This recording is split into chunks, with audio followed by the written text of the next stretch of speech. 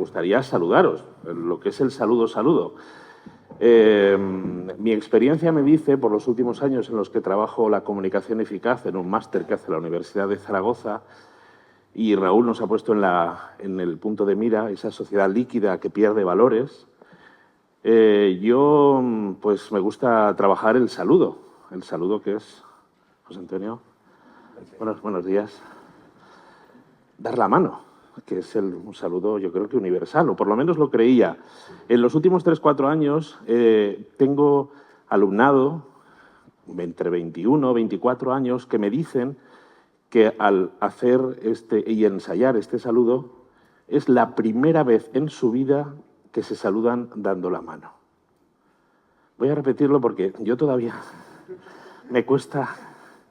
Soy persona que soy ágil mentalmente, pero esto me cuesta mucho. La primera vez en su vida que se saludan con la mano. La pérdida de valores, en fin, hay muchos valores que se pueden perder, pero saludar con la mano, no sé, eso ya estamos perdiéndolo todo, ya no sé exactamente en qué situación nos pone. Entonces, vamos a romper un poco la dinámica, que estamos sentados un buen rato y nos vamos a saludar con nuestra pareja al lado, con quien tengamos, y saludémonos con la mano. Pero de pie, hombre, de pie, venga, que estáis apoltronados ahí, venga. A ver esos saludos. Oye. Ha habido saludo con abrazo, con besos. Oye, qué maravilla. Qué bien, fenómeno.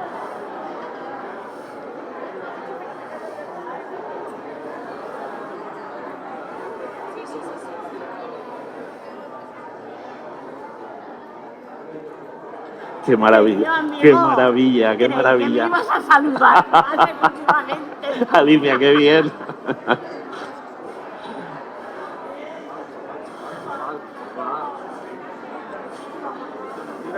Sí, sube.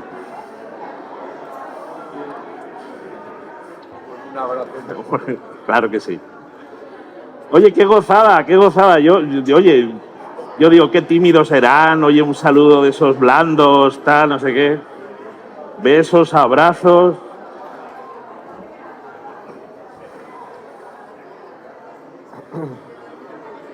Oye, vale, que la terapia se me ha ido de las manos.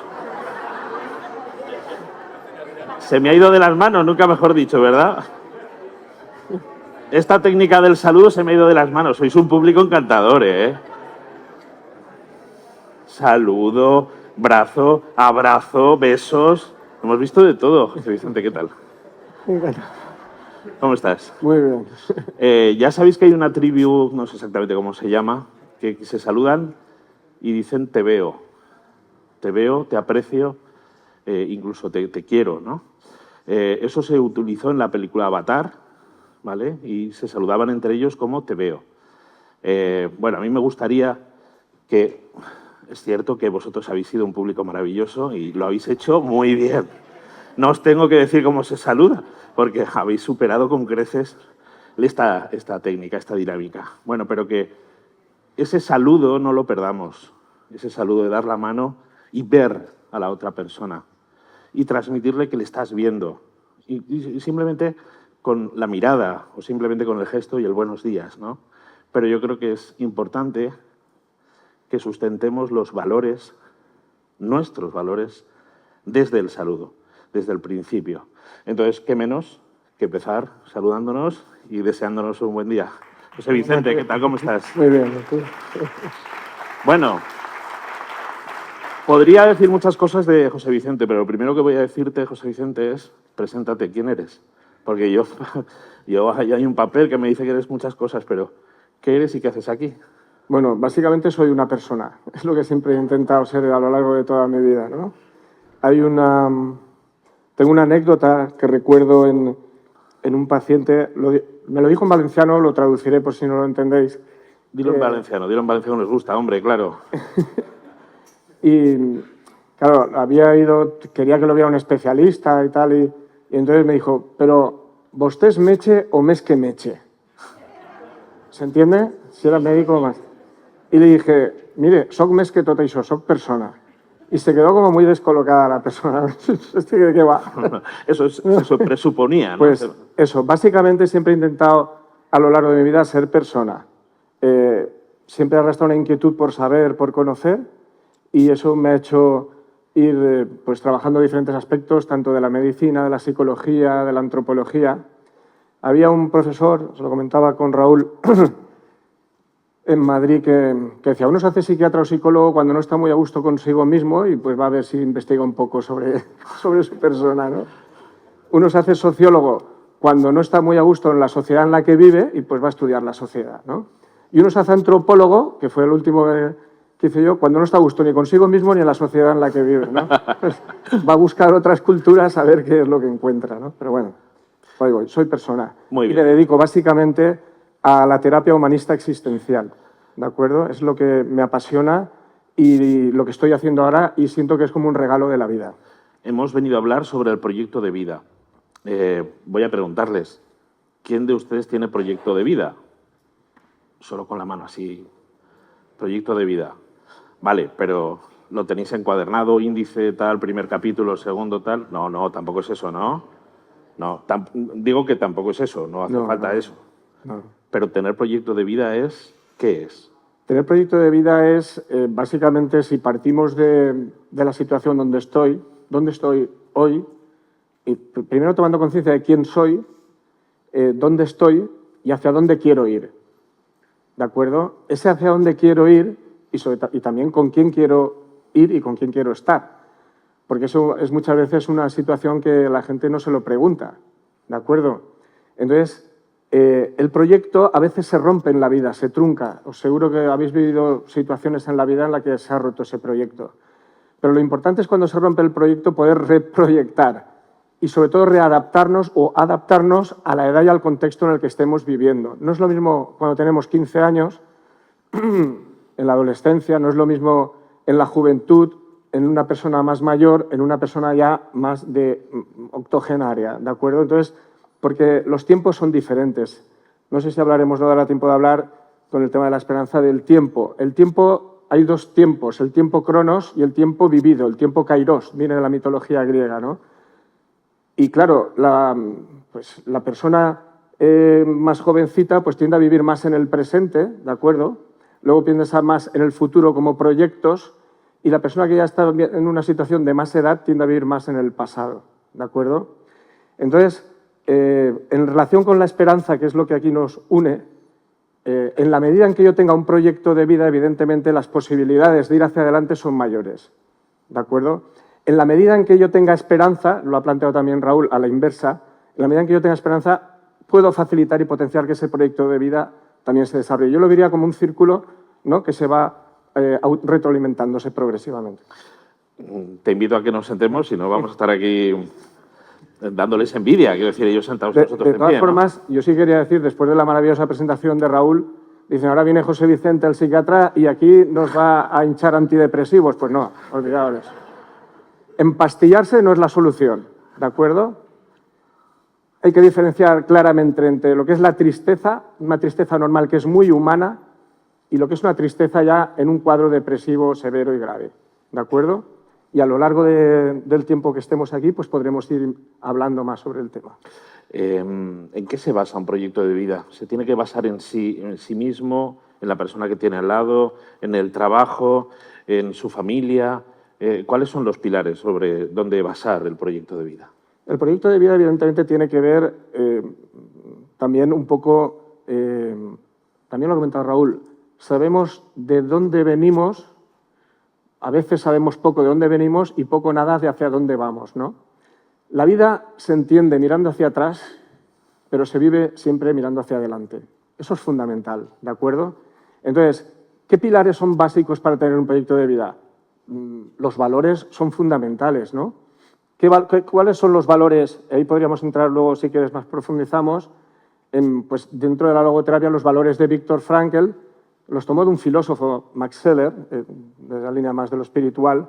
Hablaba de valores, por ejemplo, de creatividad, que es lo que yo estoy aportando al mundo, valores de experiencia, que es lo que el mundo también me está aportando a mí, y sobre todo valores de actitud, ¿no? ¿Qué hago yo con lo que han hecho conmigo? Porque no siempre dependemos de nosotros mismos, también las circunstancias están ahí, ¿no? Y la familia, evidentemente. Hemos visto muchos problemas familiares con difícil solución, familias muy disfuncionales. O sea, eso está ahí. ¿Cómo tener un proyecto? Pues hay que jugar la partida de la vida con las cartas que tenemos. O sea, no se puede no jugar o querer tener las mejores. Entonces, yo siempre digo que la persona también es la síntesis, en ese sentido, de lo heredado biológicamente. Decía Unamuno, ¿no? Lo que natura non da, Salamanca non presta. La persona es una síntesis de lo heredado, de lo adquirido, el entorno familiar que ha tenido, cómo ha constituido sus valores, su personalidad. El amor estructura al ser, ha salido también antes, el amor es fundamental. Y luego también, ¿qué decido hacer yo? ¿Qué decido hacer yo con todo lo que hay en mi vida? En ese sentido es fundamental tomar decisiones, porque el proyecto de vida te lleva también a elegir desde la libertad. Y tomar decisiones a veces genera mucha angustia. No sé si os ha pasado muchas veces, pero de alguna manera hay decisiones que han conformado nuestra vida. ¿Por qué elegí yo estudiar tal cosa? ¿Por qué decidí dedicarme a esta tarea? ¿Por qué trabajo en una asociación determinada? ¿Y tenemos derecho a equivocarnos? Por supuesto, por supuesto. ¿Y equivocarnos es malo? Porque nos equivocamos todos. Quiero decir, siempre En terapia yo tengo un compañero que decía que de tanto que he metido la pata soy un experto en sacar la pata. Bueno, es así, es así. Porque usted me dijo hace años que yo tal y mire dónde estoy, ¿no? Es decir, cuidado con lo que yo dije, porque te lo recuerdan después de 30 años. Ostras, todo eso lo dije yo. Es decir, metemos la pata. Y al final la tenemos que sacar. O sea, si hay que pedir disculpas, las pedimos, pero esa es la realidad. Nos equivocamos. Raúl nos ha dibujado, yo creo que de una manera muy, muy, muy real, cómo está nuestra sociedad, negro sobre blanco. Aunque nos duela, vivimos en esa sociedad líquida, la pérdida de valores. Y decías, el proyecto de vida se sustenta en los valores. ¿Cómo hacemos para que estos valores sean transmitidos a quienes ahora mismo, pues a lo mejor no escuchan o simplemente están despistados, para transmitir esos valores? Los valores se ejemplifican, quiero decir, son a través del ejemplo es como transmitimos los valores, o hay que sentarse con nuestros jóvenes, con nuestros niños, nuestros adolescentes y decir, ponte ahí y escribe, venga, proyecto de vida, punto 1. Exactamente. Bueno, ¿Cómo se sustentan los valores? Y contextualizar. Evidentemente cada... Porque claro, al hilo un poco de lo que había planteado también Raúl, dices, claro, si ¿no? Todo el mundo va a la suya, menos yo que voy a la mía. Claro, por supuesto.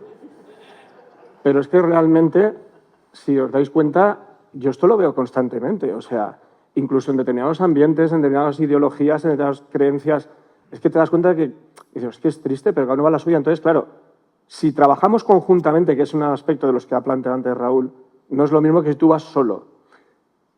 Los vínculos para mí son fundamentales, tanto en el tema del proyecto de vida como en cultivar esa esperanza, ¿no?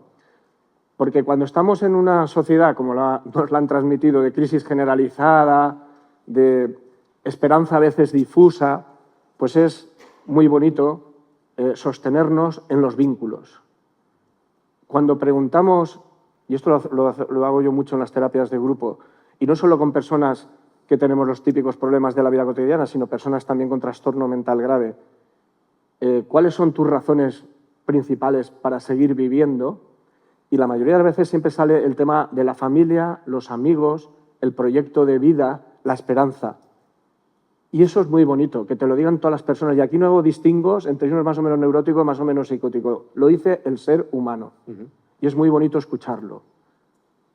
El ejemplo particular es muy interesante, cada uno lleva su dinámica, como lo estás diciendo, pero ¿y el ejemplo grupal? Igual estamos perdiendo esa dinámica grupal. Sí, es una sociedad más individualista, una sociedad que va más a lo suyo y más materialista. Yo creo que aquí el tema del materialismo es crucial, ¿no? Hemos hablado antes de la baja tasa de natalidad, la más baja que hay es la de España, ¿no? No llega ni a la tasa de recambio. Entonces, ¿por qué la gente no quiere tener hijos? Porque yo pregunto a personas de clase media acomodada y no quieren tener hijos porque quieren tener dos, van a un colegio bilingüe, estudian los idiomas están muy bien atendidos a nivel de áreas extraescolares, pero muchas veces son gente que se cría sola, sin lo más importante, que son los propios padres. Entonces, en ese sentido, creo yo que los vínculos hay que rescatarlos. Y a nivel grupal, el poder modificar esa serie de valores que estamos hablando, yo creo que los valores hay que enseñarlos, como tú dices, pero también hay que vivirlos. Si tú no vives los valores, por mucho que enseñes, no estás... El punto de partida de un proyecto de vida aparece seguro en la juventud, en la adolescencia, cuando te preguntas quién soy yo, o por lo menos quién me gustaría ser, o ver a personas que ves un espejo o un ejemplo donde mirarte, donde fijarte. Esta pregunta nos acompaña siempre, es bueno hacérsela cada cierto tiempo y darle al botón de resintonizar. ¿Cómo está este tema? Sí, ¿Quién soy yo? Lo que decías ayer, ¿quién ¿no? soy yo? Doctor, quiero ser el que era, ¿no? Yo también, el del pelo tal, y no sé qué, pero no. Yo más bien me preguntaría quién estoy siendo. Ajá. ¿Quién estoy siendo? ¿Realmente estoy siendo la persona que yo quiero ser o estoy siendo para realmente quien quiero ser, ¿no? Porque si digo soy así, a veces consideramos sé como tú eres, desde una perspectiva existencial sería como un insulto, porque si yo te digo sé cómo eres, es que eres así y punto. Y punto. Esto es como la medusa del mito griego, eres así, ya está. Y te quedas petrificado. Pero claro, y si lo veis en familiares, ya en estos matrimonios, que más que matrimonios digo yo que son martirmonios, que dicen, es que eres igual que tu madre, que eres igual que tu madre, es que es igual que tu padre. Claro, cuando oyes eso dices, uff, claro, al fin y al cabo nos hemos educado con nuestros padres y hacemos identificaciones con nuestros padres. Es que las palabras pueden ser muchas cosas, pero puedes tener una actitud parecida a la de tu madre, pero decir eres como tu madre es un poco... Claro, es muy agresivo. Hay que saber decirlo, ¿no? Hay que cuidar las palabras, ¿no? Y además es que también a veces me hacía replantearme, al hilo de la película que vimos, que muchas veces importa tanto la forma en que dices algo como el contenido de lo que estás diciendo, ¿no? Porque una misma palabra dicho con un determinado tono o con un determinado lenguaje, porque el lenguaje no solo es verbal, racional, nos comunicamos también desde el lenguaje corporal, desde el lenguaje emocional, anoche lo vivimos también con las lecturas de poesía, desde el lenguaje metafórico, y los 4 lenguajes se dan simultáneamente. Entonces, una persona te puede estar diciendo verbalmente o racionalmente algo y sabemos que emocionalmente y corporalmente estás sintiendo lo contrario. No sé si os ha pasado alguna vez, pero pues me parece que no va por ahí el tema, por mucho que me lo racionalice, porque muchas veces una persona se pone a hablar y se pone a hablar y se pone a hablar y a veces tengo la sensación de que la mejor forma de no decir nada es no parar de hablar. No lo hemos dicho, pero tenéis un bonito cuaderno y un boli en el que, por favor, apuntaros la pregunta que queráis hacer, tanto de la anterior comparecencia de Raúl como la actual de José Vicente y luego la posterior con Rafa y Juanjo, que está ahí preparadísimo y que lo va a hacer fenomenal. Y al finalizar la mañana haremos las preguntas de manera conjunta con los 3, si os parece. Pero pregunta, o sea, sujeto, verbo y predicado, ir al granito, ¿vale? Que no nos pase como ayer, que se nos alarga un poco la cosa y no hacemos la pregunta concreta y demás. No, eso era como si pregunto puedo parecer tonto, no, puedes parecer tonto un segundo, pero si no pregunto me puedo quedar tonto toda la vida, o sea que pregunto. Pregunto. Ayer hubo una frase que me la apunté porque hablábamos antes de me decía José Vicente, hablamos de las preocupaciones existenciales.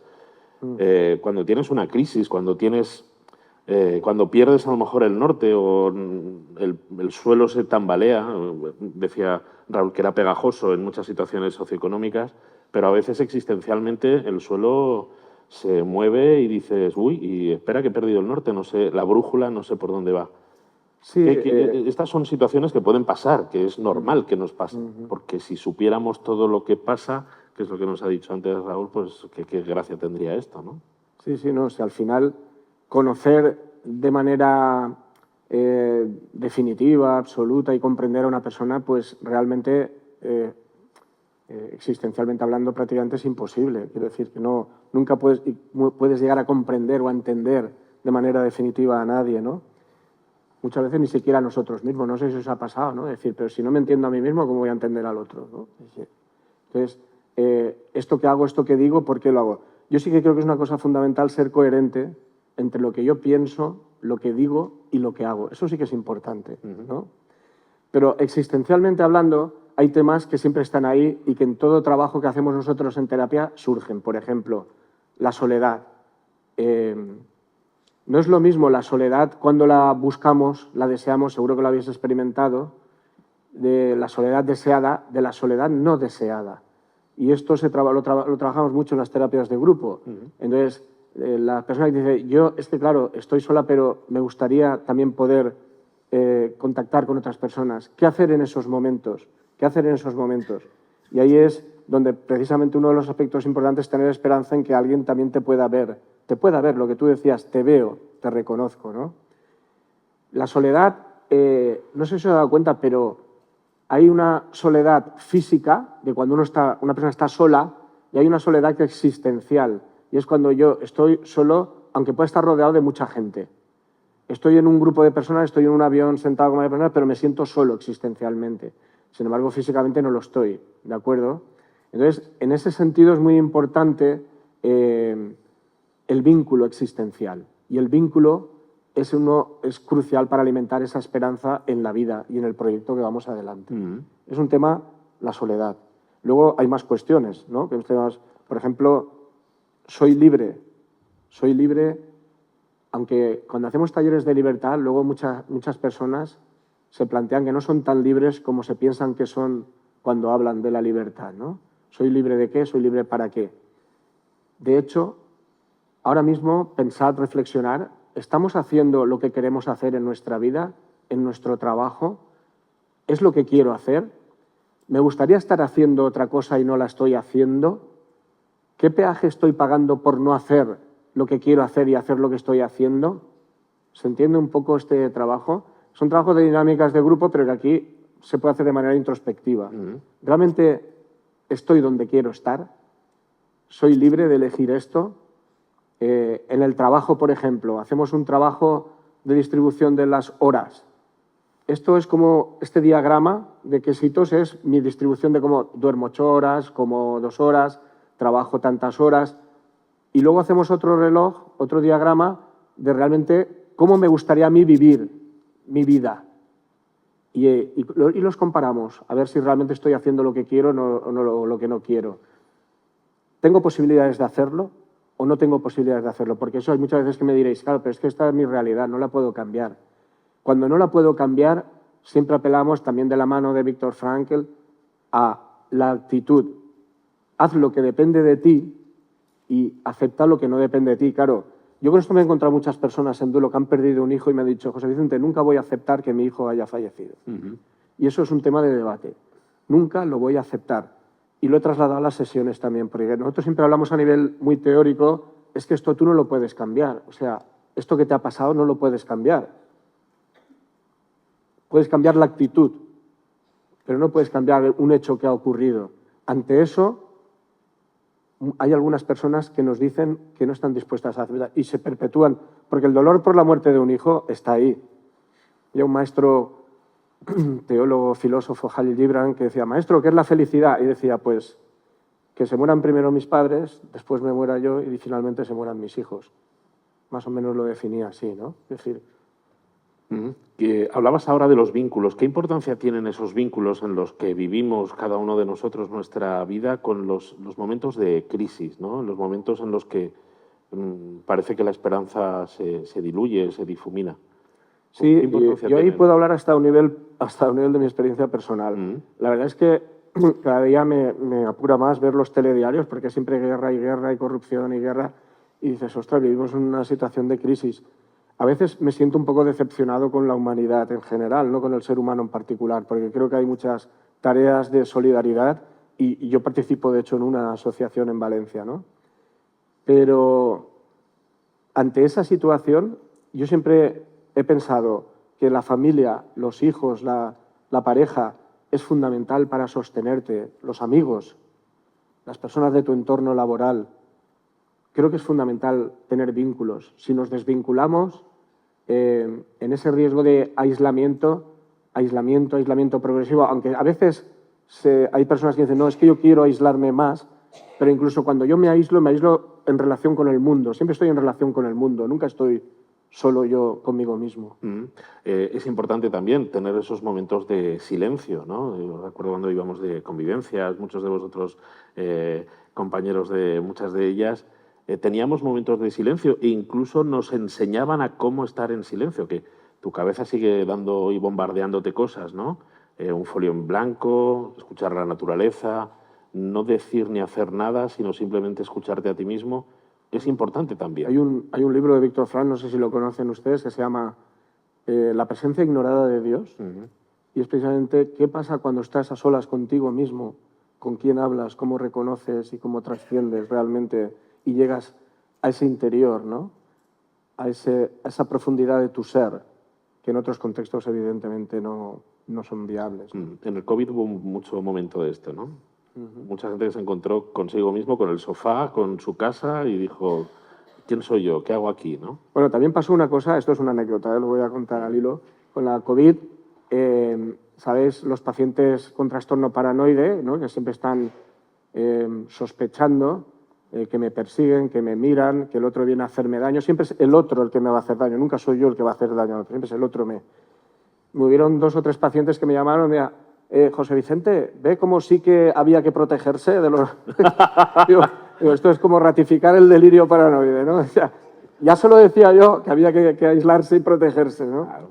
Solo me pasó y me quedaba curioso, ¿no? Tienes que escuchar más, hombre, a tus pacientes. Hablábamos antes de hablar de la desesperación consciente y la desesperación no consciente, ¿no? Y expliquemos un poco esto. Bueno, pues yo digo que hay varios tipos de desesperados. Hay desesperados que viven desesperadamente, pero que ni siquiera se dan cuenta de que viven desesperadamente, ¿no? Van al ritmo y lo que menos quieren es tomar conciencia de sí mismos, de lo que están haciendo y de quién son. O sea, viven desesperadamente y inconscientemente, pero siguen ahí. Siguen ahí. En su desesperación. Luego están las personas desesperadas que son conscientes de su desesperación, pero quieren seguir viviendo así. O sea, yo estoy trabajando más, no tengo tiempo, tengo prisa. Siempre digo que prisa viene del latín presus, que significa preso. No sé si la gente repara en esto, pero la prisa es preso. Sí. Y tengo prisa. Tengo prisa. Quiero ser preso. Y cualquier cosa es menos escasa que el tiempo, ¿no? Sí. Pero claro, nos remiten al tiempo, el tiempo es oro. Desde que Franklin dijo el tiempo es oro, la cosa se ha desmadrado. Hay que ir ahí, a más y a más. Luego están los desesperados que quieren cambiar.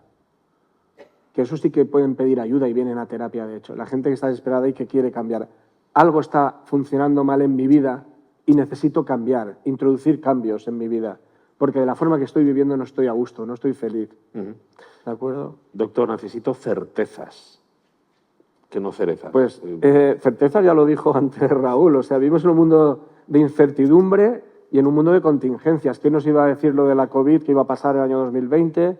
El volcán de La Palma, la guerra de Ucrania, la de Gaza. Estamos así permanentemente, pero es que además la vida es incertidumbre y es importante que asumamos que esto es así. No obstante, los humanos tendemos siempre a buscar la estabilidad, siempre a buscar estabilidad. Y de alguna manera a rutinizar y a hacer un poco más monótona nuestras vidas. Yo siempre decía que locura es hacer todos los días lo mismo y pensar que algo vaya a cambiar, ¿no? Porque de alguna manera, si todos los días hacemos lo mismo, el mañana nunca va a ser mejor, será más o menos como mucho como hoy. Poco se Entonces, la posibilidad de introducir cambios es lo que puede ser ansiógena para la persona. Y en eso están las palancas de la voluntad que mueven también esa esperanza, la voluntad, ¿no? El decir, puedo cambiar y eso no me supone un peligro. Y el cambio depende de mí. Pero muchas veces nos cuesta asumir esa responsabilidad, ¿no? Entonces, si entonces me resigno, llego a lo que hablamos del fatalismo, que es me deresponsabilizo. Pues aguanto como estoy y no cambio mi situación actual, con lo cual me voy desesperanzando y desesperanzando, en lugar de vivir voy sobreviviendo y sobreviviendo es una forma de morir en vida. La angustia. Antes hablábamos de palabras, preparando este diálogo, hablábamos de la angustia, ¿no?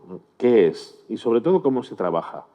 Y las personas que están angustiadas por cosas, situaciones, ¿cómo plantear? Bueno, la angustia la angustia se puede definir de muchísimas maneras. Si vais a la biología os dirán, esto es una palabrota, la angustia es un aumento de la concentración de catecolaminas en el locus ceruleus. Madre del amor hermoso, por Dios. Si vais a la literatura y leéis a Dostoyevsky, entenderéis que la angustia no tiene nada que ver con esto que dice la biología, ¿no? La angustia existencialmente es, de alguna manera, ese vértigo de la libertad. Tengo que elegir y a la hora de tomar decisiones me bloqueo, ¿no? Y no decido, pero el no decidir es una forma de decidir.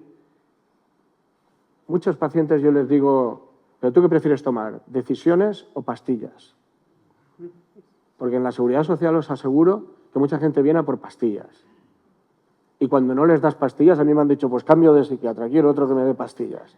Sin embargo, parece que socialmente el psiquiatra es el pastillero. Pero lo de las pastillas es querer no vivir, ¿no? O no querer afrontar esa realidad de lo que le pasa. Cuidado, digo yo. Cuando hay que tomar pastillas hay que tomarlas. Hay que tomarlas. Que nadie piense que yo digo, no, cuando hay que tomarlas hay que tomarlas. Y hay gente que si no entra en crisis.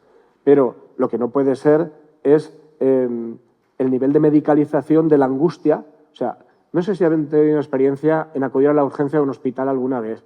Una persona con crisis de angustia, con crisis de ansiedad, y la mayoría de las veces se responde metiéndote un Valium sublingual. No sé si lo habéis vivido alguna vez con alguien o no, pero esto es así.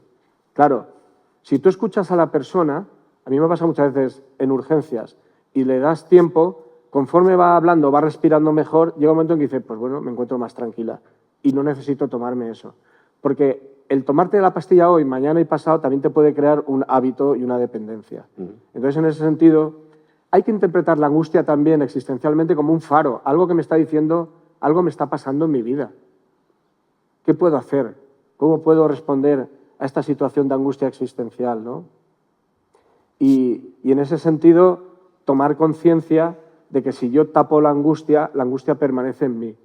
Lo no verbalizado, lo no hablado, siempre se queda dentro y tarde o temprano nos pasará factura. Es importante poner palabras a nuestros sentimientos, a nuestras emociones, a nuestra falta de esperanza, a nuestras posibilidades. Es importante poner palabras. Yo siempre se lo digo a la gente, a las personas, que si no ponemos palabras, a veces ni siquiera tomamos conciencia de qué es lo que nos está pasando. Caminar la palabra, que decíamos la semana pasada en el Congreso Teruel Mágico. Ahora que hablas de comentarlo y hablarlo en público, ¿qué importancia tiene la terapia de grupo que me has dicho que te gustaría comentarlo? Lo de ver al otro a través de la palabra y de lo que le está pasando. Sí, bueno, nosotros hacemos, yo ahora lo estoy haciendo en la asociación, Víctor Frankl, la terapia de grupo, y las personas, si vierais tanto personas como cualquiera de los que estamos aquí, como personas con un trastorno mental grave, siempre la terapia de grupo les potencia los vínculos, aumentan su amistad, aumentan su esperanza, ven la vida de otra forma, de otro color, con otro dolor, que diría Raúl, la ven de otra manera. La vida con vínculos se vive de otra manera, con esa posibilidad. Y en ese sentido, la terapia de grupo es un espacio de cambio, es un espacio de crecimiento, es un espacio de interacción, ¿de acuerdo? De apoyo. Y las personas, cuando verbalizan realmente qué es lo que les aporta, ven como que el problema que tengo yo, no solo lo tengo yo, lo tienen otras personas, y ver cómo el otro mejora me ayuda a mí a mejorar. Eso me transmite esa esperanza para seguir adelante.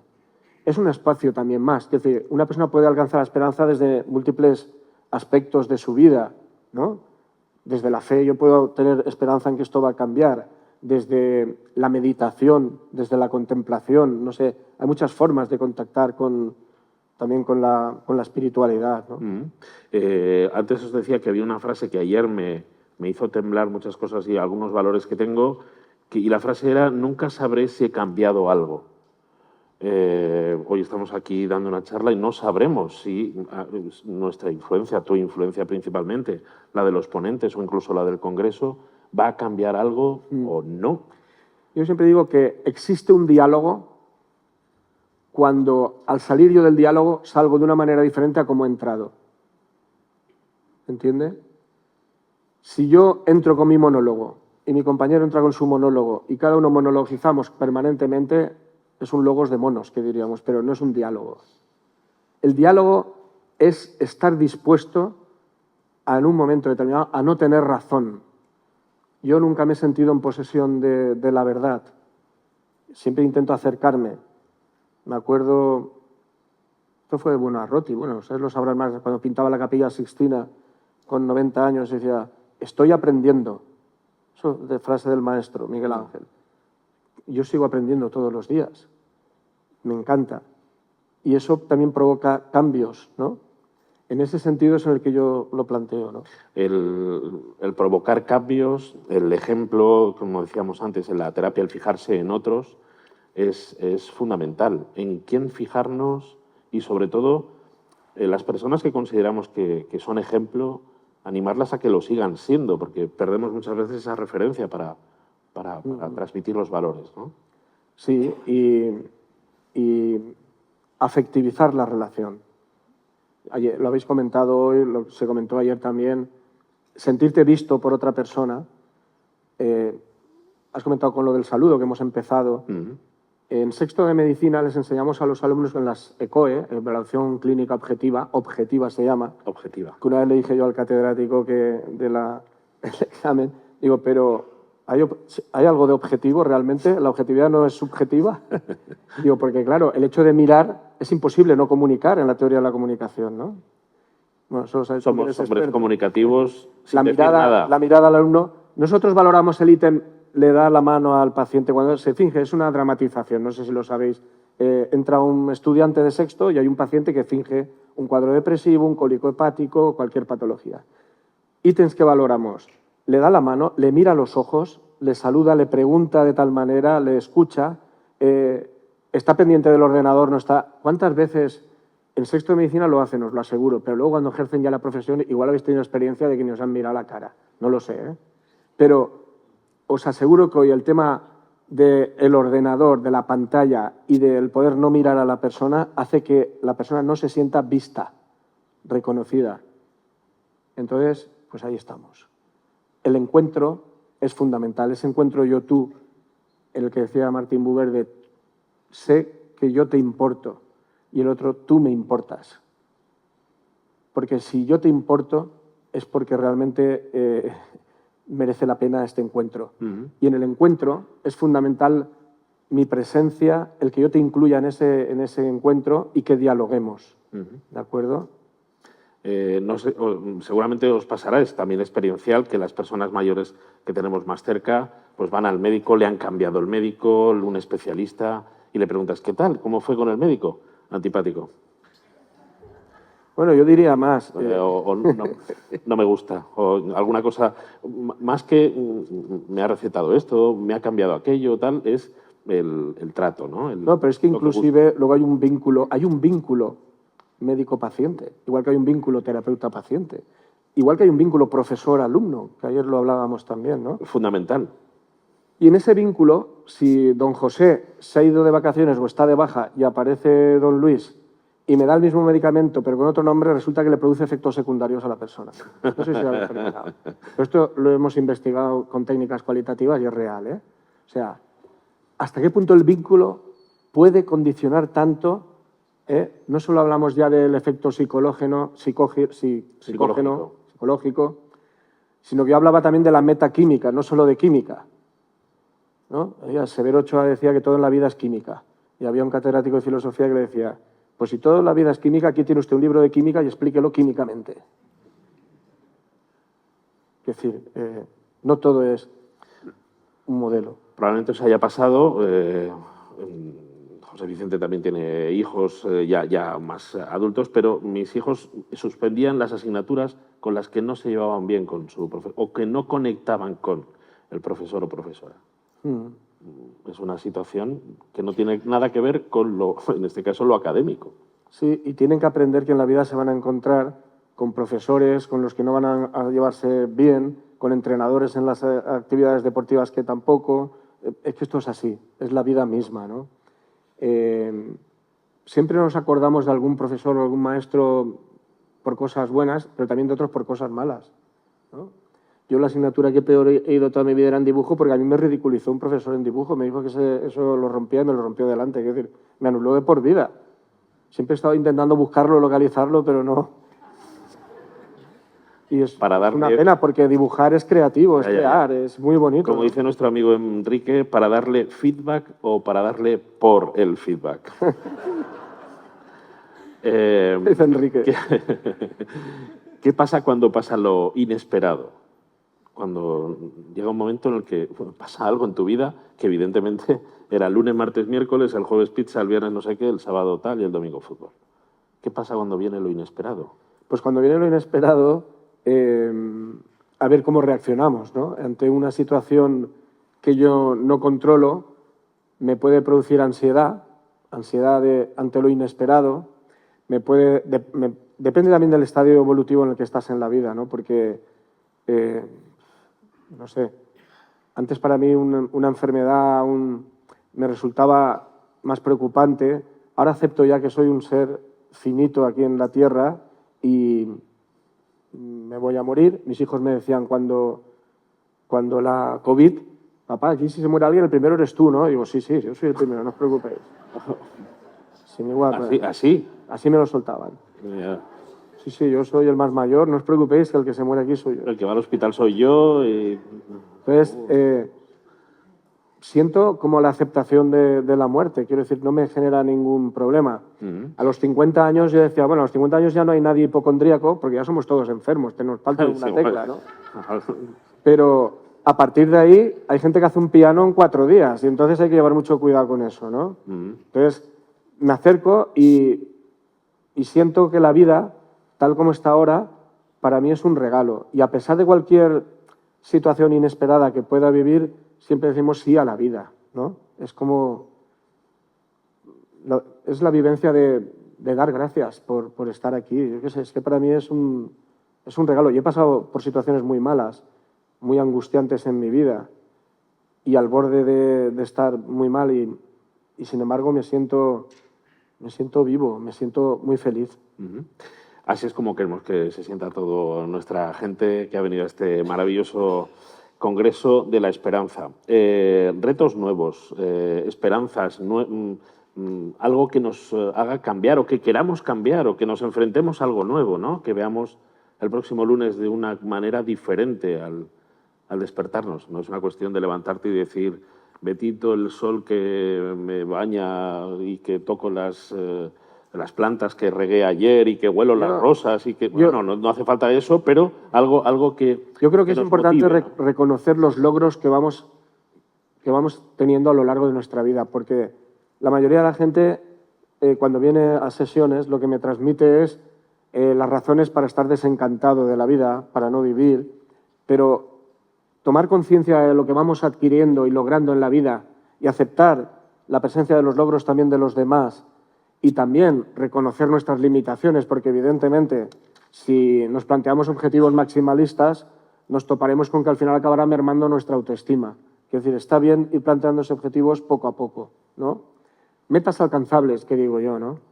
Y en ese sentido, la esperanza te ayuda a caminar y el caminar y lograr los objetivos te incrementa la esperanza. Es un poco lo que comentábamos antes, ¿no? Yo me acuerdo cuando estudiaba al MIR, había 1000 plazas para 23.000 médicos, me pasé la mili estudiando aquí en Zaragoza y me decían, pero tú para qué te vas a examinar de ahí si eso es imposible. Digo, es imposible no es. Si hay 1000 plazas me sobran 999. Me lo planteé así y me dieron porque estaba chalado, que cómo te vas a examinar. Quiero decir, al final también hay algo que te da esperanza, ¿no? Esa fuerza. Tú no conocías a las 999, pero te conocías a ti. Sí. Ayer el cortometraje, que nos encantó a todos, yo creo, hubo una frase también realmente potente, ¿no? Que es, rendirse no es una opción. Sí, para mí a veces pasa, quiero decir, ahí estábamos tocando el tema del suicidio, ¿no? Desde los dos lados. Es cierto que no se veían porque era una comunicación telefónica, pero se veían en sentido lato de la palabra, ¿no? Se veían, se escuchaban, se encontraban. Rendirse, una persona en silla de ruedas puede elegir ser programador informático, ser psicólogo, ser terapeuta, más trabajos o ser pordiosero. Por Dios, deme una limosna, ¿no? Quiero decir, tú puedes elegir qué quieres hacer. Yo contra eso me he revelado. O sea, según las condiciones físicas y psíquicas en las que yo esté, puedo desarrollar algo, puedo elegirlo o no elegirlo. Es cierto que a veces el nivel de angustia llega a tal magnitud que es insostenible. Y por mucho que valoremos bien las posibilidades de que una persona se pueda suicidar, al final, a todos los profesionales que estamos... Yo he estado 4 años y medio enteros de mi vida de guardia. O sea, imaginaos 4 años enteros y todos los días viendo de 1 a 3 intentos de suicidios. Llevo más, miles. A veces las cosas salen bien y alguna vez no sale bien. Es que incluso hay mucho mito, porque te dicen, el que lo quiere hacer, lo hace. Bueno, yo he visto, en concreto fue en Gandía, tirarse una persona del 9º piso y entrar consciente al hospital. Eso sí, con varios huesos rotos. Cayó en un árbol, en un coche, y el tío llegó consciente. Ya me dirán ustedes, uno que se tira de un 9º piso, cómo va el tema. Claro, esa persona hizo un proceso terapéutico y no sé cómo estará hoy, pero yo sí que lo vi 2 años después y desde luego estaba estudiando. No sé cómo habrá desarrollado su vida. Por eso planteábamos ayer personas que hacen esas tentativas ante una situación económica, me cierran la librería, mi pareja me abandona, me quedo en el paro, llegar a hacer una tentativa de suicidio. Yo creo que ahí es muy importante valorar qué recursos tiene esa persona y qué proceso terapéutico podemos hacer para convertir esa situación de muerte, que eso ya es irreversible, en algo que realmente sea un proceso de crecimiento personal. Porque una crisis siempre nos ayuda a crecer. Y eso creo que lo hemos vivido todas las personas que estamos aquí. Enlazo esto con la sociedad líquida en la que vivimos, en la que ahora mismo solo la pantalla de cristal es la que nos entretiene o mantiene o lo que sea que esté haciendo el teléfono con nosotros. Y lo que hablabas ayer también, ¿no? De las situaciones, esta juventud que necesita a lo mejor un meneo fuerte, una dana, y entiéndeme la expresión, para empujarse y salir, ¿no? de su sitio, de su lugar de confort. Sí, yo creo en la bondad del ser humano, no sé, es cierto que cada vez hay más actitudes más psicopáticas, ¿no? Más frías, más distantes, más narcisísticas, ¿no? Pero yo sí que creo en esa potencialidad. Lo que pasa es que, desgraciadamente, da la sensación que lo que prima es el éxito material, el profesional, individual. El estar fuerte, porque ahora están los gimnasios los adolescentes poniéndose cachas todos, no sé. Que dicen a mí, ¿qué brazos que tienes? Yo qué sé, estoy a gusto como estoy, ¿no? Pero es que si esos son los valores, ¿no? Hay que llevar mucho cuidado con qué es lo que valora esa juventud. Yo a los estudiantes estos son los de quinto de medicina, los que estudian psiquiatría, les preguntaba para ellos, en quinto de medicina, gente con 23 años, ¿qué sentido tiene la vida para ellos? Y el 70% me decía que la vida no tenía ningún sentido. Había un 30%... ¿Los estudiantes de medicina? Estudiantes de medicina. ¿Y van a salvar vidas ellos? ¿Que no tiene sentido la vida? 70%, ¿eh? Esto no lo entiendo. Pero vamos más allá. El 90% no sabe qué especialidad quiere hacer. Eso puedo entenderlo. Solo saben lo que no quieren hacer. Eso sí que lo saben. Pero lo que quieren hacer no. Esta es la realidad social. Lo que pasa es que estos datos no los hemos publicado, ¿no? Pero estaría interesante que un sociólogo pudiera sacar a la luz todo esto. Ahí tienes trabajo, Raúl. Yo creo que sí saben la mayoría de lo que quieren hacer ahora. Dermatología. Sí, claro, hombre, sí. Número 1 de dermatología. Sí, claro. Yo te estoy hablando en los años, bueno, hace 10 años, pero sí que es verdad, lo que dices es cierto. Lo que sí, no, que sí. Lo de la dermatología, porque no hacen guardias, se gana mucho dinero, hay privada, y no pasas de la piel, quiero decir, no pasas de la piel. No es lo mismo que hacer oncología o psiquiatría o neurología, ¿no? No es lo mismo. Quieren hacer también cirugía plástica por lo mismo, ¿no? Y ahora ha salido la endocrinología como especialidad médica. ¿Por qué? Porque tampoco hacen guardias y son los internistas que mejor viven. Es cierto lo que has dicho, sí. Pero yo te hablo desde la experiencia que yo tuve cuando yo les preguntaba. ¿eh? Entonces, también dependen luego del número que sacan en el MIR y demás, ¿no? Pero es importante ahí tener un proyecto ya, quiero decir, elaborado de qué quiero ser, ¿no? Otra cosa es que luego no pueda ser y hacer lo que yo quiero. También encaja en el puzzle que antes nos ponía Raúl, ¿no? Que yo quiero encajar aquí. Quiero encajar aquí porque ahora mismo el trabajo no es solo trabajo, es el proyecto de vida, tener tiempo libre, los fines de semana, tener dinero para actividades, irme del fin de semana, no sé, en fin. Encajar esa pieza en el puzzle es complicado ahora mismo. ¿Cómo estáis? Yo, en fin, Ahora, no sé si... los jóvenes ahora viajan por todo el mundo. Quiero decir, en mi época, mi primer viaje fue con 19 años a Albarracín, aquí a Teruel, en un tren borreguero que dormía en la estación de Teruel, ahí en el banco. ¿Cómo se llamaba el tren? ¿Cómo se llama el tren? Expreso Sol de Levante. Hombre, claro, lo hemos cogido todos. Quiero decir, y andando de aquí a Albarracín, los tres estudiando medicina. ¿Y dónde te cayó la tormenta? La tormenta Angea de Albarracín. Muy buen pueblo, sí señor. Bueno, qué buen pueblo. Hoy, a esa edad, están todos volando por ahí, por todos los países toda la gente que veo yo, que jóvenes, es que estos salen. Hemos vivido otros tiempos, ¿eh? Hemos vivido otros tiempos. Y en ese sentido la gente también quiere acomodarse. Por eso lo de la dermatología, eso es cierto. Es que tirarte 4 años y medio de guardias de psiquiatría, ni te cuento, ¿eh? O sea, y dentro del no me he vuelto muy mal. Eres un preguntón, ¿eh, Juanjo? Ya lo sabía yo.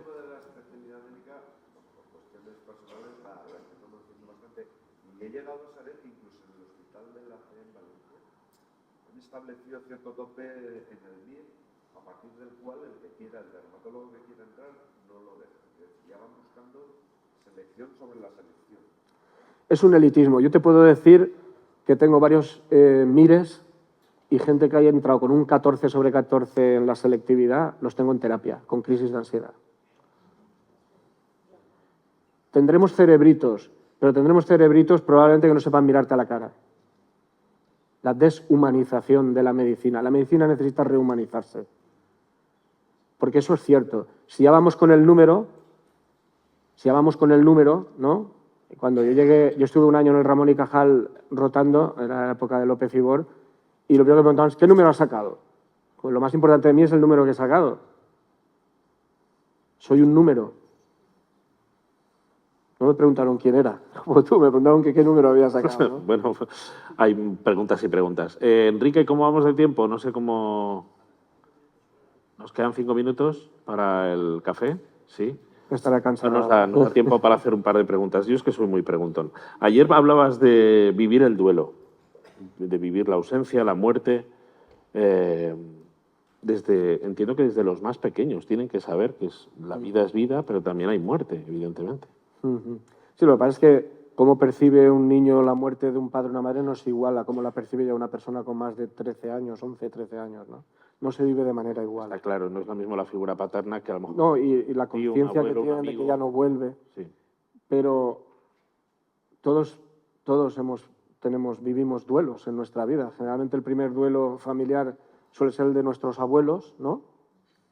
Y a veces vivimos duelos muy fuertes. Yo tenía un ahijado mío, con 14 años, lo llevaba su abuelo a entrenar de Valencia a Manises al fútbol por la tarde, el abuelo con el coche, un camión se estampó delante y murieron los dos, el abuelo y mi sobrino. Y eso fue para la familia un palo muy duro. Pero es que a los 11 meses, el padre, mi primo hermano, el padre del niño, en el coche, tienen un accidente y muere la mujer. Claro, yo decimos, pero esto, ¿qué sentido tiene? ¿Qué me está diciendo la vida, no? Claro, mandé a mi primo a terapia y tal, y ahí más o menos ha podido sobrevivir, pero con ese dolor. Siempre lleva a la mujer y al hijo ahí, ¿no? El duelo es algo muy personal. Es un dolor muy humano. Y lo que no podemos es medicalizar el duelo así como así, ¿no? Terminemos con esperanza, con optimismo, con ingenuidad, tal vez. Sí, a mí la ingenuidad, a mí me ha gustado siempre como una actitud de sigo siendo ingenuo, pues está bien. ¿Ser ingenuo o soy consciente de que soy ingenuo? Sí, soy consciente de que a veces soy ingenuo, pero saber demasiado llega un momento en que igual ya te puede desencantar más de la vida. Pasa palabra, ¿no? Sí. Las cosas sencillas. Ayer cuando nos fuimos a cenar en el Paseo del Óvalo, Enrique le dijo, está atardeciendo, José Vicente se levantó y fue a ver el atardecer. En las cosas sencillas muchas veces es donde encontramos algo que nos, no sé si sustituye a las pastillas o no, pero algo que nos da vida. Había un programa que ahora creo que no lo hacen, hace ya bastantes años, creo que se llamaba Canal Viajar, no sé si alguien lo ha visto, lo recuerda, que salió una pareja que iban en bicicleta por toda China, la India, Mongolia. Fue espectacular durante varios meses y al final dijo, toda mi vida buscando realmente lo que quiero, qué quiero hacer en la vida y cómo quiero estar, para darme cuenta que la felicidad está en las pequeñas cosas. Porque aquí estamos, este mundo que nos hablaba Raúl del consumismo y del capitalismo, que si el coche más grande, la casa más grande, todo más grande, el aparato lo tenemos. Mi padre el televisor en los años 60 lo arreglaba él, se ponía, ahora no, ahora se cambia pantalla a otra. Quiero decir, ahora no se repara, rápidamente hay que tirar. Creo que esto está haciendo mucho daño, no sé. Yo ahora estoy en una edad donde me doy cuenta de que cada vez necesito menos. Busco la paz. Ya, no sé. Es como me siento, ¿eh? Uh-huh. Y estando en paz es como estoy a gusto. Y los encuentros y los momentos de compartir, entiendo que son los más valiosos, ¿no? Cuando tenemos cierta edad. Hay que buscarlos. Sí. Eso de ya quedaremos, a ver si un día... No. Hay que poner fecha ahora. Sí, eso decía cuando yo llegué a Andalucía. Ya veremos. Digo, ¿pero cuándo vamos a ver? Aquí no. Ya veremos. Bueno, os decía antes que hubo una frase ayer que me hizo un poco temblar. Nunca sabré si he cambiado algo. Espero que la charla con José Vicente y todo lo que resta en el Congreso de la Esperanza cambie algo. No sé si en nosotros o de nosotros hacia otras personas, siendo ejemplo, mostrando nuestros valores, siendo como somos y haciendo que nuestra sociedad sea mejor en esta esperanza, y esperamos que la emergencia social acabe o tenga un fin. Y que haya más diálogo y más encuentro entre las personas, ¿no? Bueno, son las 12 en punto, yo que soy de radio, son las 12 en punto, o sea, ni -1 ni +1, son las 12 en punto. Nos vamos a tomar el café, ¿dónde, Enrique? Abajo, en la planta, en la no sé cuál, -1. ¿?? Vale, no te oigo, pero bien, venga, pues en la -1. 12:30 aquí, por supuesto. Y las preguntas, acordaros. Venga, hasta luego. Vale, gracias. Bueno.